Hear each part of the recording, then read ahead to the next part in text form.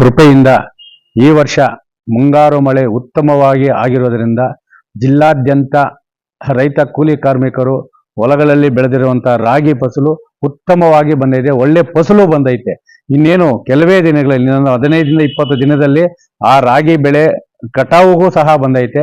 ಆ ಕಟಾವುಗೆ ಬಂದಿರುವಂತಹ ರಾಗಿ ಬೆಳೆಯನ್ನು ಹಿಂಗಾರು ಮಳೆಯಿಂದ ಸುರಿಯುತ್ತಿರುವ ಕೆಲವು ಚಂಡಮಾರುತಗಳಿದೆ. ಆಂಧ್ರ ಇರ್ಬೋದು, ಬಂಗಾಳಕೊಲ್ಲಿ ಇರ್ಬೋದು, ತಮಿಳುನಾಡು, ಕೇರಳ ಅಂತೇಳಿ ಒಂದೊಂದು 15 ದಿನಕ್ಕೆ ಒಂದೊಂದು ಚಂಡಮಾರುತ ಬರ್ತಾ ಇದೆ. ಇದರಿಂದ ರಾಗಿ ಬೆಳೆ ಎಲ್ಲಿ ನಾಶ ಆಗ್ಬಿಡ್ತಾ ಇದೆಯೋ ಅದನ್ನು ನಾವು ಕೊಯ್ಲು ಮಾಡಿದ್ರೆ ಅದನ್ನ ಸಂರಕ್ಷಣೆ ಮಾಡೋದು ಎಲ್ಲಿ ಅಂತೇಳಿ ರೈತ ಕೂಲಿ ಕಾರ್ಮಿಕರಿಗೆ ತಿಳಿಯದಂತಹ ವಿಚಾರವಾಗಿದೆ. ಈ ಕೂಡಲೇ ಮಾನ್ಯ ಕೃಷಿ ಮಂತ್ರಿಗಳಲ್ಲಿ ನಾವು ಒತ್ತಾಯ ಮಾಡ್ತಾ ಇದ್ದೀವಿ.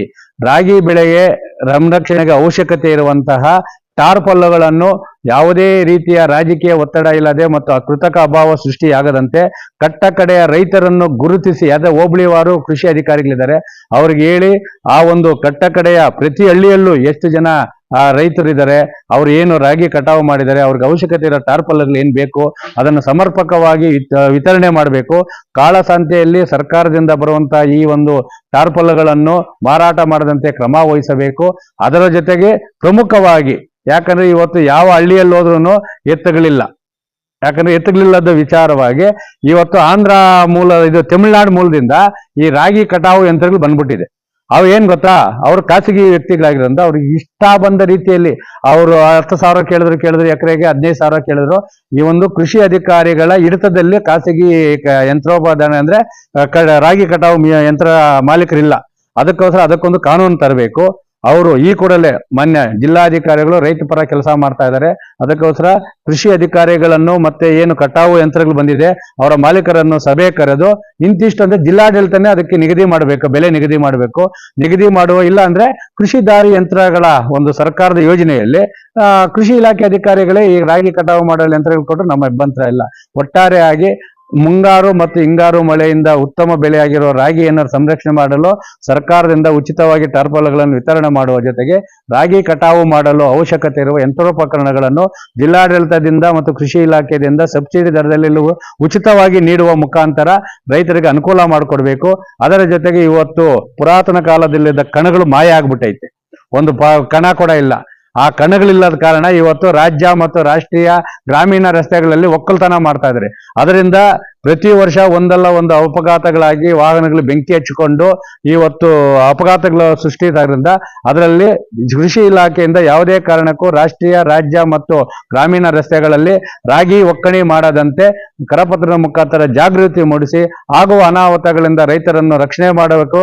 ಮತ್ತು ಈ ಒಂದು ಪ್ರತಿ ಹಳ್ಳಿಯಲ್ಲೂ ಸಹ ರಾಗಿ ಕಣಗಳನ್ನು ಮಾಡಿಕೊಳ್ಳುವ ಮುಖಾಂತರ ರೈತರಿಗೆ ಅನುಕೂಲ ಮಾಡಿಕೊಳ್ಳೋದು ಈ ಮೂಲಕ ಮಾನ್ಯರನ್ನು ಒತ್ತಾಯ ಮಾಡ್ತಾ ಇದ್ದೀವಿ.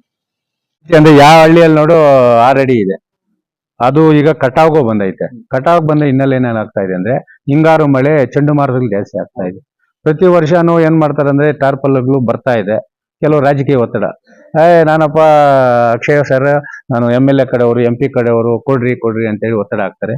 ಕಟ್ಟ ಕಡೆ ರೈತರಿಗೆ ಸಿಗ್ತಾ ಇಲ್ಲ, ಅದು ಇದಾಗ್ತದೆ. ಅದೇ ಇನ್ನೊಂದು ಅಂಗಡಿಗಳಲ್ಲಿ ಒಂದು ಟಾರ್ಪಲ್ ತಗೊಬೇಕಾದ್ರೆ 1 ಕ್ವಿಂಟಾಲ್ ರಾಗಿ ಬೆಲೆ ಕೊಡ್ಬೇಕು, 1-2 ಕ್ವಿಂಟಾಲ್ ರಾಗಿ ಬೆಲೆ ಕೊಡ್ಬೇಕು, ಆ ಪರಿಸ್ಥಿತಿ ಇದೆ. ಅದ್ರ ಜೊತೆಗೆ ಈ ತಮಿಳುನಾಡಿಂದ ಯಂತ್ರಗಳು ಬಂದವೆ, ಇನ್ನು ರಾಗಿ ಕಟಾವು ಯಂತ್ರಗಳು. ಎಕರೆಗೆ ಅವ್ರು ಇವಾಗಲೇ 10,000 ರೂಪಾಯಿ ಫಿಕ್ಸ್ ಮಾಡೋದು. ಅದಕ್ಕೋಸ್ಕರ ನೀವು ಯಾಕಂದ್ರೆ ಹೋಬಳಿ ಮತ್ತೆ ಇಲ್ಲಿ ತಾಲೂಕಲ್ಲಿ ನೀವು ಇದರಿಂದ ಸಾಹೇಬ್ರ ಗಮನಕ್ಕೆ ತಂದು, DD ಮೇಡಮ್ ಗಮನಕ್ಕೆ ತಂದು ರಾಗಿ ಕಟಾವು ಯಂತ್ರಗಳ ಬೆಲೆ ನಿಗದಿ ಮಾಡಬೇಕು.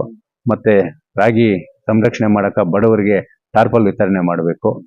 ಇವೆರಡು ವಿತರಣೆ ಮಾಡುವ ಮುಖಾಂತರ ಸಂಕಷ್ಟದಲ್ಲಿರುವ ರೈತರ ಒಂದು ರಕ್ಷಣೆ ಮಾಡಬೇಕು ಅಂತೇಳಿ ನಾವು ಒಂದು ಮನವಿ ಕೊಡ್ತೇವೆ.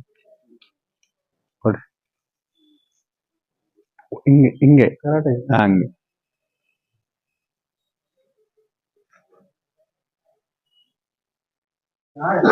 ಎಲ್ರಿಗೂ ನಮಸ್ಕಾರ. ನನ್ನ ಹೆಸರು ಅಕ್ಷಯ್ ಅಂತ ಹೇಳ್ಬಿಟ್ಟು ಕೃಷಿ ಅಧಿಕಾರಿ ಮುಳಬಾಗಲ್ ತಾಲೂಕಿಂದ ಮಾತಾಡ್ತಾ ಇದ್ದೀನಿ.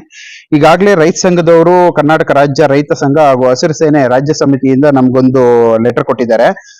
ಸರ್ಕಾರದ ಬರುವಂತ ಟಾರ್ಪಲ್ಲುಗಳು ಎಲ್ಲ ಕಟ್ಟ ಕಡೆ ರೈತರಿಗೂ ತಲುಪಬೇಕು ಅಂತ ಹೇಳ್ಬಿಟ್ಟು. ಅದಾಗ್ಲೇ ಆಮೇಲೆ ತಮಿಳುನಾಡು ಕಡೆಯಿಂದ ಕೃಷಿ ಯಂತ್ರೋಪಕರಣಗಳು ರೈತ ಏನಾದ್ರು ರಾಗಿ ಕಟಾವು ಯಂತ್ರಗಳಿಗೆ 1 ಎಕರೆಗೆ 10,000 ರೂಪಾಯಿ ಆಗ್ಲೇ ನಿಗದಿ ಮಾಡ್ಬಿಟ್ಟಿದ್ದಾರೆ ಅಂತ ಹೇಳ್ತಾ ಇದ್ದಾರೆ. ಸೊ ಇವಾಗ ಅದಕ್ಕೆ ರೇಟ್ ಫಿಕ್ಸ್ ಮಾಡಬೇಕು ಅಂತ ಹೇಳ್ಬಿಟ್ಟು ಅವರು ಒಂದು ಮನವಿ ಕೊಟ್ಟಿದ್ದಾರೆ. ನಾವು ಅದನ್ನ ಈಗ ಕುಲಂಕುಷವಾಗಿ ಇದನ್ನ ಪರಿಗಣಿಸಿ ನಮ್ಮ ಏರ್ ಅಧಿಕಾರಿಗಳಿಗೆ ನಾವು ಕೊಡ್ತೀವಿ. ಹಾಗೂ ನಮಗೆ ಬರಬೇಕಾಗಿರುವಂತ ಟಾರ್ಪಲ್ಗಳಿಗಿಂತ ಹೆಚ್ಚಾಗಿ ಈ ಸತಿ ಮುಳಬಾಗಿಲಿಗೆ ಬೇಕು ಅಂತ ಹೇಳ್ಬಿಟ್ಟು ನಾವು JDA ಮೇಡಮ್ ಅವ್ರಿಗೂ ರಿಕ್ವೆಸ್ಟ್ ಮಾಡ್ಕೊಂಡು ಎಲ್ಲ ರೈತರಿಗೂ ಸಿಗುವಂಗೆ ನಾವು ಇದ್ ಮಾಡ್ತೀವಿ. ಈಗ ಆಗುತ್ತೆ. ನಾವು ನಾಳೆನೆ ಈಗ ಲೆಟರ್ ಕೊಟ್ಟಿದ್ದಾರಲ್ವಾ, ನಾಳೆನೆ JDA ಮೇಡಮ್ಗೆ ಒಂದು ಪ್ರೊಸೆಸ್ ಇದು ಕಳಿಸ್ತೀವಿ, ಲೆಟರ್ ಕಳಿಸ್ತೀವಿ. ಅವ್ರ ಕಡೆಯಿಂದ ನೋಡ್ಕೊಂಡು ಆದಷ್ಟು ಬೇಗನೆ ಈ ಕಟಾವು ಇನ್ನೇನು ಸ್ಟಾರ್ಟ್ ಆಗುತ್ತೆ. ಈಗೆಲ್ಲ ರಾಗಿ ಎಲ್ಲ ಸಮೃದ್ಧವಾಗಿ ಬೆಳೆದಿದೆ.